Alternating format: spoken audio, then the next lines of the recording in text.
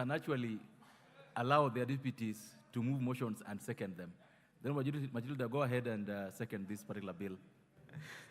Thank you, Honorable Speaker. And as I rise to second, it is indeed true that chairs, it's part of the mentorship, Honorable Speaker.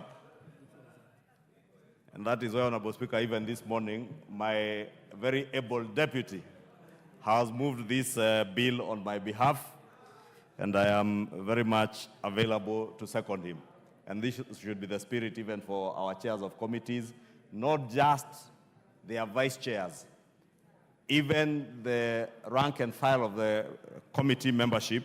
It is good to allow them to move bills and motions, so that is the only way even our new members will learn what happens in the House, Honorable Speaker. So that in the next parliament or later, within the session of this parliament, one doesn't become a chair and can't even move a bill. And you have seen it, Honorable Speaker, chairs of committees standing up and they do not have no idea on how to move a bill, how to move a motion. These are your chairs.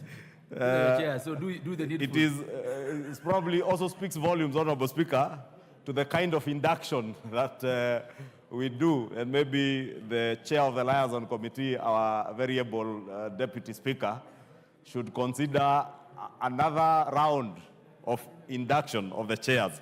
But Honorable Speaker, in seconding this motion, Honorable Speaker, as the Honorable Owen has very ably articulated all the acts of Parliament that are being touched by this miscellaneous amendment bill, including the Children's Act, the Copyright Act, the Scrap Metal Act, the National Employment Authority Act, the Fisheries Management and Development Act of 2016, the Energy Act, the PPP Act, or rather the Public-Private Partnerships Act of 2021, the Parliamentary Service Act of 2019, and the Judicial Service Act of 2011. And Honorable Speaker, as members are aware, all our statute law miscellaneous amendments bills, and without the exception of this one, are usually to realign our laws or existing statutes with minor amendments that may not necessarily need a substantive bill to be published to amend. And Honorable Speaker, this bill is no exception. As I said, if you look at the amendments on the Children's Act, Honorable Speaker, this is basically aligning the Act to a court ruling. Honorable Speaker, you know the Children's Act of 2022 had a provision that denied sole male applicants from adopting a child unless that child was your relative, Honorable Speaker, and the courts have ruled that that was unconstitutional, and therefore that particular amendment is simply aligning with what the courts have ruled.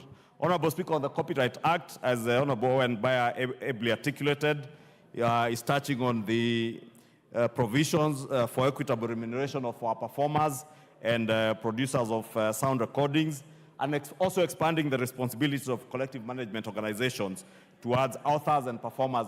This, Honorable Speaker, is to ensure that our content creators, our performers and producers of sound recordings are properly remunerated, and the management organizations that run these things are not collecting money and administering that money in a way that disadvantages the producers of the sound recordings and performers.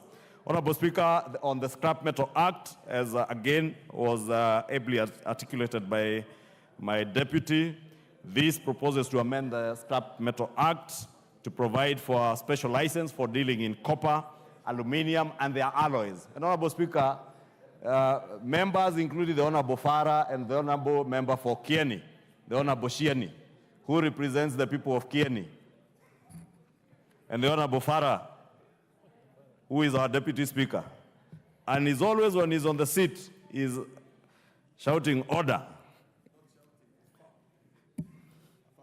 Affirming order in the House. But surprisingly, when he's not on the seat, he's behaving in a manner likely to be described as disorderly. I was attracting the attention, Honorable Speaker, so that they may listen, because the Honorable Farah's constituents have a problem with power on the grid, and that he knows. And part of the problems have emanated from people vandalizing transformers, vandalizing lines on the grid because they are looking for aluminium, others are looking for copper, or copper and aluminum alloys. And therefore, we want to have a special license so that if you deal with copper and aluminum to stem the rising cases of vandalism of transformers and other state or public infrastructure, Honorable Speaker, you will see even aluminum guardrails on our roads that are there to secure us on the roads in case of accidents, Honorable Speaker. People vandalize these things and go and smelt for a song things that are public infrastructure, Honorable Speaker. And you remember when the former President Uhuru Kenyatta was commissioning the SGR Phase 2, you remember him swearing in God's name that he will cite the execution of anybody who vandalizes that line. But you will be surprised, Honorable Speaker, parts of that line are still being vandalized, especially the rails, the guardrails along the corridor are being vandalized. Therefore, there must also be penalties. And now the amendments that we are doing here are enhancing penalties so that if you are caught having vandalized any public infrastructure, Honorable Speaker, in the name of acquiring scrap metal, whether it is aluminum, whether it is copper, then you will pay very hefty fines and penalties that will deter vandalism and, of course, ensure that those who are trading in scrap metal are trading in scrap metal that is legally acquired, not vandalized from public infrastructure, like in our power sector, our road sector, and other public utilities, Honorable Speaker. Honorable Speaker, I don't want to go to each of the acts because the Honorable Owen Baya has very ably articulated all the amendments in all the other acts, and I thought I could just mention those as I second, and I beg to second, Honorable Speaker. I see the Honorable Owen is telling me to amplify the one on the Parliamentary Service Act of 2019. And Honorable Speaker, as he mentioned by passing, the proposal seeks to provide that the Commission, and that is the Parliamentary Service Commission, shall be responsible for performing functions necessary for the well-being of members and staff of Parliament, including settling of your mileage reimbursement, rates, and other facilitation relating to the management of state officers of Parliament. Honorable Speaker, I don't want to elaborate, but members know what this means. And if you know what this means, I have never in my life as a member of Parliament benefited from a shilling or even a coin in the name of what is called mileage. And even the member for Dagoretti North, the Honorable Beatrice Elach, from the time she was a nominated member of Parliament in Nairobi, and now that she represents a constituency in Nairobi. And you know, when you get a lady being elected in a constituency member, and especially in a volatile constituency like Dagoretti North, you must give respect to that kind of honorable member being elected in a constituency like that. And she will tell you she has never benefited from even a shilling in her time as a member of Parliament, despite the fact that she may have to do more trips to her constituency and back from Parliament. Within a day or within a week, she does more trips and covered more mileage than a member like our former Deputy Speaker, the Honorable Farah, who will probably go to his constituency once every weekend, travel for 300 kilometers to and fro, but that is the 30 kilometers the Honorable Beatrice will do 5 times probably in a day. It is possible for the member for Dagoretti North to be in her office at 7 a.m.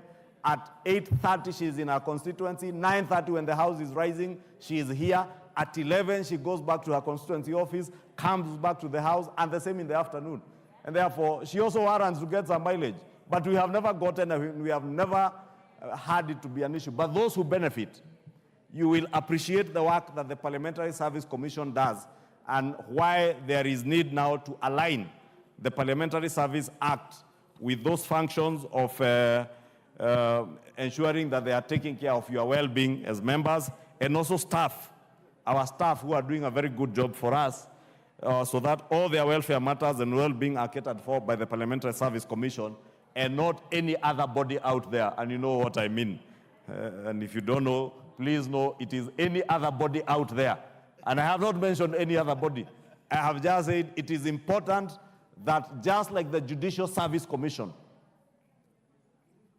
deals with judicial officers in the judiciary, this parliament is an independent arm of government, just like the judiciary is an independent arm of government. And therefore, we must not be treated any differently. If the Judicial Service Commission takes care of the well-being of the members of the judiciary and their staff, we also need to align our Parliamentary Service Act so that our own commission takes care of your well-being. And you need not have any apologies having a commission to take care of your well-being, even those who benefit from mileage. You benefit from mileage because of the distance you come from in your constituencies. And you know, somebody who is traveling from Tiati, like the women rep for Baringo County, when she moves from Tiati, close to 800 kilometers away from the CBD, I must appreciate what she has to go through as compared to me, who will move a mere 15 kilometers to Kikuyu and back. The farthest corner of my constituency, I think, is about 40 kilometers from here. The farthest corner where I border with Kajiado County and one tip of Narok County. But, Honorable Speaker, you know, even as we engage in other debates, including the one man, one woman, one vote, we must be cognizant of the kind of country that we all live in and appreciate each other as Kenyans. It is God who placed us in our various destinations where we call home. And nothing makes the Honorable Farah or the Honorable Lesuda not come to live in Kikuyu.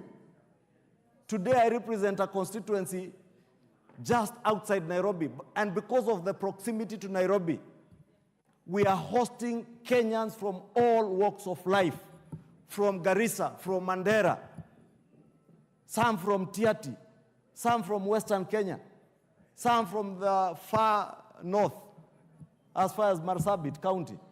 And they are Kenyans who have every right to live in Kikuyu and in Kiambu.